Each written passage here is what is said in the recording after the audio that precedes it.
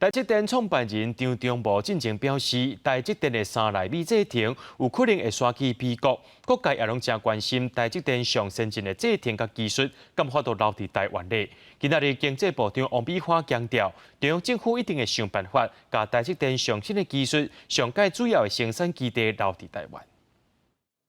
经济部长王美花23出席台湾精品奖颁奖典礼，颁奖予国内企业，讲到台湾长期咧主通信产业的好成绩，也应用伫侪侪领域，拢有真好的发展。表示政府会继续帮助企业走向国际。明年度全世界的景气上相当的紧张那因为这个整个国际局势的问题，大家都知道，所以在上半年还是紧张。那在这个期间之内，就是我们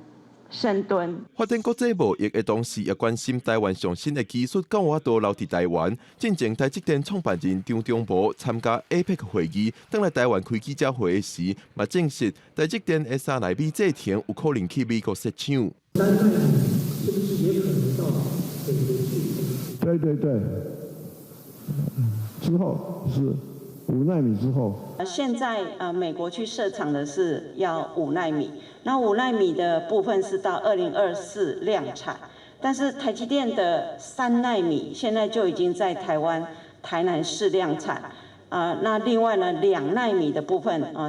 新竹也在整地了，龙潭的这个科学园区的3期，让未来的1奈米可以来进驻。王美花强调，台湾有完整的供应链加人才资源，台积电上新的技术、上主要的生产基地一定会留伫台湾。中央也会提出手法，确保台湾伫全球半导体供应链的关键地位。记者郭文祥随台北报道。